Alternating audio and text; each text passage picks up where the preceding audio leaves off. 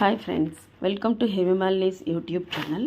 இன்றைக்கி ஒரு நல்ல கண்டென்ட்டை பற்றி தான் பார்க்க போகிறோம்.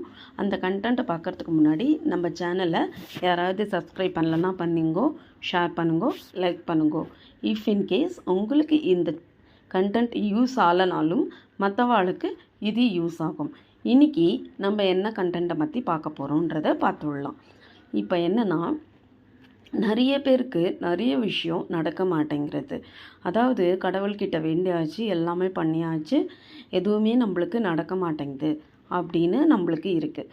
இப்போது அதுக்காக நான் நம்ம சேனலில் நிறைய பரிகாரம் சொல்லியிருக்கேன். யாருக்கு எந்த பரிகாரம் உகந்ததாக இருக்கோ அதை இப்போ ஒன்று பண்ணிகிட்டே இருக்கேள், 1 by 1 பண்ணிகிட்டே இருக்கேள், எதுவும் சரியா இல்லை. 3வது பரிகாரம் சொல்லுறது, 4வது பரிகாரம், பரிகாரங்கள் உங்களுக்கு ஏற்றதாக இருக்குது அப்படின்னா நீங்கள் அதையே பிடிச்சுட்டுருங்கோ. அது மாதிரியே தான் இன்றைக்கும் நான் ஒரு பரிகாரம் தான் சொல்ல போகிறேன். அதாவது மகாலட்சுமி அருள் நம்மளுக்கு எல்லாத்துக்குமே இருக்கணும். மகாலட்சுமியோட அருள் இருந்தால் மட்டும்தான் நம்ம வாழ்க்கையில் முன்னுக்கு வர முடியும், பெரிய இடத்துக்கு போக முடியும், வியாபாரம் விருத்தியாகும், செல்வ செழிப்போட லக்ஷ்மி கடாட்சம் இருந்தால் மட்டும்தான் எல்லாமே நம்மளுக்கு கிடைக்கும். இப்போது அது கிடைக்கிறதுக்கு நம்ம என்ன பண்ணணுன்றதை நம்ம பார்த்துடலாம். ஓகேவா ஃப்ரெண்ட்ஸ்? இப்போது என்ன பண்ணணும், நம்ம சுவாமி முன்னாடி ஒரு நெய் விளக்கோ நல்லெண்ணெய் விளக்கோ ஏற்றிட்டோ சுவாமி முன்னாடி உட்காந்துட்டோ உங்களோட வலது கையில், அதாவது ரைட் ஹேண்டில் 3 ஏலக்காய் எடுத்துங்கோ. அதை நீங்கள் என்றைக்கு வேணால் பண்ணிக்கலாம், என்றைக்கு வேணால் பண்ணலாம். ஆனால் காலையிலையும் பண்ணலாம், நைட்லேயும் பண்ணலாம். பட் மதிய வேளையில் மட்டும் பண்ணக்கூடாது. ஸோ ஒரு 3 ஏலக்காவை எடுத்துகிட்டு கையில் வச்சுக்கணும். இதுக்கு தேவைப்படுறதை நான் ஃபஸ்ட்டு சொல்லிடுறேன். 3 ஏலக்காவும் ஒரு ஸ்கொயர் டைப்பில் சிகப்பு துணி இருந்தால் அதை கட் பண்ணி வச்சுங்கோ. இதுதான் நம்மளுக்கு தேவை. இந்த 2 பொருள் மட்டும்தான் நம்ம பண்ண போகிறோம். இந்த இதுக்கு நம்ம பண்ண போகிறோம். ஸோ 3 ஏலக்காவை நல்ல ஏலக்காவாக பார்த்து எடுத்துங்கோ. உள்ளே இந்த சீடு இருக்கணும்.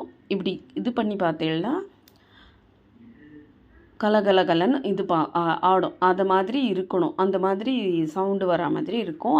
அது நீங்கள் வச்சுங்கோ. 3 ஏலக்காவை கையில் வச்சுக்கோ. உங்கள் ரைட் ஹேண்ட் சைடில் வச்சுட்டு நான் இப்போ சொல்கிற மந்திரத்தை நீங்கள் சொல்லணும். என்ன மந்திரம்னா, அது ஒன்றும் பெரிய மந்திரம் கிடையாது, சாதாரண மந்திரம்தான். இதை நீங்கள் 108 டைம்ஸ் 108 வாட்டி சொல்லணும். அது என்ன மந்திரம்னா, ஓம் ஸ்ரீம் ஸ்ரீயை நமஹா, ஓம் ஸ்ரீம் ஸ்ரீயை நமஹா, ஓம் ஸ்ரீம் ஸ்ரீயை நமஹா. இப்படி 108 வாட்டி நம்ம அந்த மந்திரத்தை சொல்லணும். இதை 108 வாட்டி சொல்கிறதுக்கு ஹார்ட்லி ஒரு 10 நிமிஷம் கூட ஆகாது. இப்போ 108 வாட்டி சொல்லிவிட்டு நீங்கள் இந்த மந்திரம் சொல்கிறப்ப நீங்கள் எந்த சைடில் உட்காந்துட்டுருக்கணும்னா, நீங்கள் வடக்க பார்த்தா மாதிரி உட்காந்துட்டுருக்கணும்.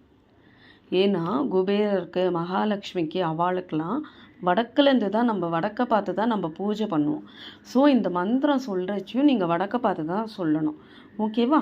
இப்போ இந்த மந்திரத்தை சொல்லி முடிச்சுட்டு நீங்கள் எழுந்து ஆத்ம பிரதட்சணம் மாதிரி பண்ணிக்கணும். ஆத்ம பிரதட்சணம்னா என்ன?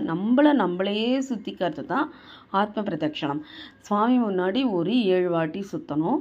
அதுக்கப்புறமா உங்கள் ஆற்றுல என்னென்ன ரூம்ஸ் இருக்கோ, அதாவது 2 பெட்ரூம், 1 பெட்ரூம், இல்லை ஹால் இருக்குது, எத்தனை ரூம்கள் இருக்கோ, பாத்ரூம்லாம் விட்டுருங்கோ, ரூம்ஸ் மட்டும் எத்தனை ரூம்ஸ் இருக்கோ அந்தந்த ரூமில் போய் நின்றுட்டு இந்த மாதிரி 7 வாட்டி நம்மளை நாமே சுற்றிட்டு வரணும். எல்லாம் சுற்றி வந்துட்டு நீங்கள் என்ன பண்ணணும், அந்த சிகப்பு துணி கட் பண்ணி வச்சுருக்கீங்க இல்லையா, அந்த சிகப்பு துணியில் இந்த ஏலக்காவை வச்சு ஒரு முடிச்சு போட்டு ரெட் கலர் நூலில் எடுத்துட்டு அதை அப்படியே சுற்றி முடிச்சு போட்டு மகாலட்சுமி படம் இருந்தால் வைங்கோ, இல்லை அம்மன் படம் இருந்தாலும் அதுக்கு கீழே வைங்கோ. வச்சுட்டு நீங்கள் நன்னா பிரார்த்தனை பண்ணிங்கோ. மகாலட்சுமி தாயாரே, நான் இதுக்காக நான் வேண்டின்னு இருக்கேன். என்னோடய ஆற்றுல வேலை சரியாக கிடைக்கல, செல்வ செழிப்பே இல்லை, வறுமையாக இருக்குது, அதெல்லாம் எனக்கு குறைகள்லாம் நீங்கணும் அப்படின்ட்டு வேண்டிட்டு 21 நாள் அந்த சுவாமி முன்னாடியே அது இருக்கட்டும். சிகப்பு துணியில் ஒரு மூட்டை மாதிரி குட்டி மூட்டை மாதிரி கட்டிட்டு இந்த சுவாமி முன்னாடியே இருக்கட்டும். 21 days நீங்கள் வந்து தூப தீப ஆராதனை காமிக்கணும். விளக்கேற்றி வச்சுட்டு தீபாராதனை காமிச்சு ஊதுவத்தியும் காமிக்கணும். காமிச்சிட்டேன்னா 21ஆம் தேதி என்ன பண்ணணும், நீங்கள் வந்து துளசி செடி இருந்தால் துளசி செடியில் அதை வந்து போட்டு இது பண்ணிடணும், வச்சிடணும். அதை கொஞ்சம் போல் பள்ளம் தோண்டி இந்த துளசி செடிக்குள்ளே வச்சிடணும். அப்படி உங்ககிட்ட இல்லைன்னா மருதாணி செடி, வேப்ப மரம், ஆலமரம், இந்த மரத்து அடியில் கொஞ்சம் போல் தோண்டிட்டு பள்ளம் மாதிரி தோண்டிட்டு அதுக்குள்ளே புதைச்சி வச்சிடணும். அப்படி இது எதுவுமே உங்ககிட்ட இல்லைன்னா நீங்கள் வந்து நீர்நிலை இருக்கும்னு ஆறு, ஏரி, குளம், வற்றாத நீர்நிலைகள் அதில் விட்டுடலாம். அப்படியே விட்டுட்டு இந்த மாதிரி பண்ணுறதன் மூலமாக என்ன நம்மளுக்கு பயன் அப்படின்னா, தொழில் ரீதியாகவோ இல்லை வேலை ரீதியாகவோ என்ன ரீதியாக இருக்கிற தடைகளும் உங்களுக்கு நீங்கி சூப்பராக வெற்றி வாய்ப்புகளோடு நல்லபடியாக நீங்கள் மேலுக்கு முன்னுக்கு வருவீள். நான் வந்து இதெல்லாம் சொல்லியிருக்கிறேன்னா 1 by 1 நிறைய நம்ம பதிவில் வந்து நிறைய நான் சொல்லியிருக்கேன். ஒருத்தருக்கு எது உங்களுக்கு சுலபமாக இருக்கோ அதை பார்த்து என்னோடய ஹேமமாலினிஸ் யூடியூப் சேனல் எடுத்தேள்னாலே நிறைய பரிகாரம் சொல்லியிருக்கேன். உங்களுக்கு எது சுலபமாக இருக்கோ அந்த பரிகாரத்தை நீங்கள் பயன்படுத்திக்கோங்க. இது எல்லாமே ஃப்ரெண்ட்ஸ் நம்ம பயன்பட்டு நம்மளுக்கு நடந்து அதுக்கப்புறமா தான் நம்மளுக்கு மற்றவாளுக்கு சொல்கிறோம். ஸோ இது உங்களுக்கு நீங்கள் வந்து நல்ல பணக்காராவாக இருக்கலாம், உங்களுக்கு தேவைப்படாமலும் இருக்கலாம், இல்லை நீங்கள் நல்ல நிலையிலையும் இருக்கலாம், உங்களுக்கு தேவைப்படாமலேயே இருக்கலாம். பட் இந்த பதிவு மற்றவாளுக்கு யூஸ் ஆகிற மாதிரி இருந்தால் அவளுக்கு நீங்கள் ஷேர் பண்ணால் அதை அவள் பார்த்து 100ல் ஒருத்தர் பார்த்தான்னு வச்சுங்கோ, அந்த ஒருத்தர் பார்த்து இதை பயனடைஞ்சால் அந்த புண்ணியம் கூட உங்களுக்கு வந்து சேரும். அதனால தான் நான் உங்களை வந்து ஷேர் பண்ணுங்கன்னு சொல்கிறேன். ஸோ இவ்வளோ பதிவை நான் கொடுத்துருக்கேன்.